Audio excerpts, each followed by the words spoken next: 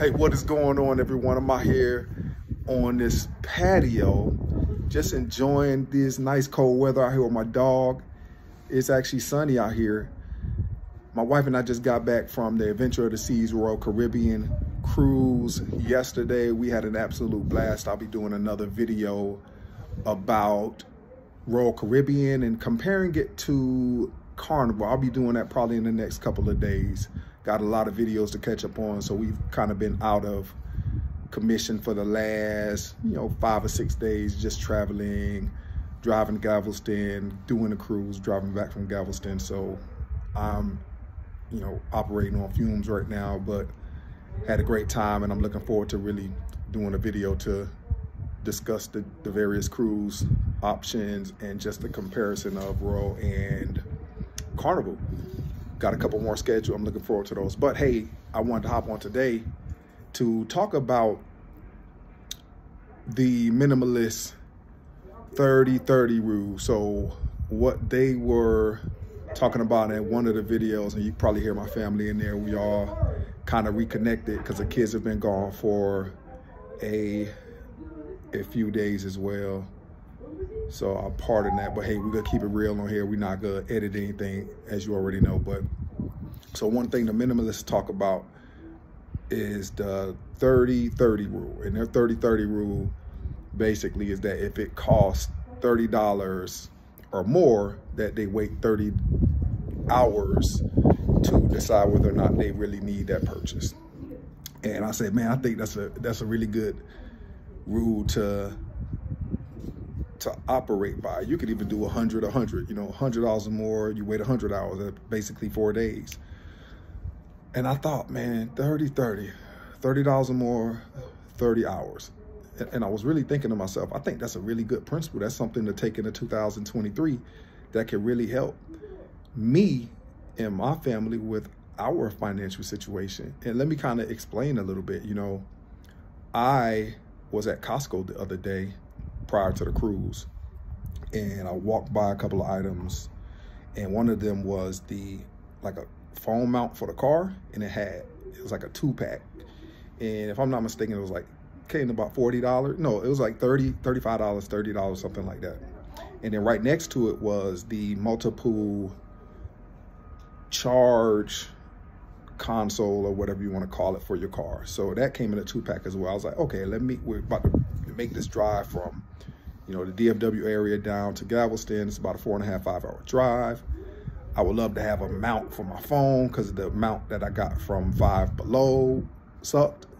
So I would like to get an actual mount for my phone. I had just been looking at mounts from the Apple store that were gonna be almost double the price for only one, because I had an Apple gift card I was gonna use for that. But then when I walked by, I was like, hey, why don't I just get two for $35 or whatever that price is? I get one for my car, one for my wife's car. And strategically placed next to that, of course, was the little strip for the car where you could put in multiple USB cords. I was like, cool, man, let me just grab that as well. But in actuality, there are never really any times when we have to charge 4, 5, 6, 7 phones in a car going anywhere. So I bought those, and we didn't use them going down to Galveston. So when we parked at the port, I put those in the trunk so nobody would see it and try to break in. Put that in the trunk and said, okay, let me see what I'm gonna do with these when I get back from the cruise. Got on the cruise. We spent a little more than I thought I would spend. I think we ended up with about a $99 charge to our credit card.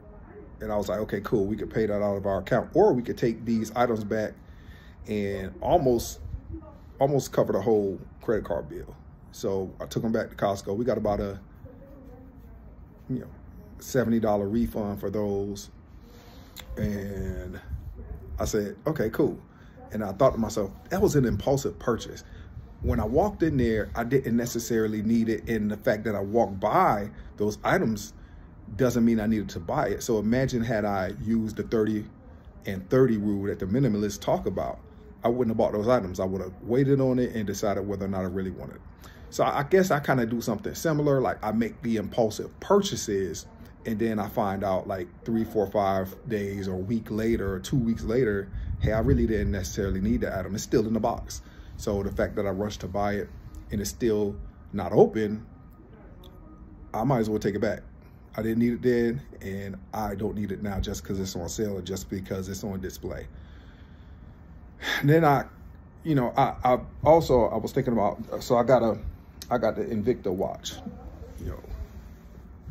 Last month I bought this watch, and this is super nice. I've gotten so many compliments on this watch, and this watch cost me about $85, I think. Amazon Prime. It wasn't an impulsive decision at all. However, I didn't wait a certain amount of time to make the purchase. I've been wanting a decorative, a classy watch for quite a while now, but I always, see, I got this right here. Let me go ahead and switch it over to this. This is my Fitbit, and I'm like, if I'm gonna wear my Fitbit basically 100% of the time, why do I need to spend money on a watch, So I have contemplated putting that Invicta back in the box for about 2 weeks now, and just sitting in the back and getting my refund and just applying that $80-something, $85 back somewhere, putting it back in an index fund or just putting it back in an account or whatever, I've come pretty close to doing that. However, I've decided that I'm going to keep it. I'm going to keep it. I enjoy it. I get some kind of happiness out of it when I do wear it. It's a little on the big side, but that's fine. Like, I like it. I like the way it looks. It definitely is a great accessory to my wardrobe. I'm not a big watch guy at all. Like, I usually will wear one of those like little wristbands that have like fraternity or something else, and I just don't wear watches that much. And then I have the Fitbit as well. So I figure, hey, even if I wear it, 5 occasions, 10 occasions a year, that's fine. Anytime I need to dress up, I can throw it on, and it's well worth the $85 because it really looks really good. It looks more expensive, and I've always thought about Invictas. They look way more expensive than they are. I'm just not a material guy. I really couldn't care less about watches, but I really like this watch, and I think that it is worth finalizing my decision to keep it right now. Like, I'm not gonna send that back. But 30-30, I think that's a great rule to live by.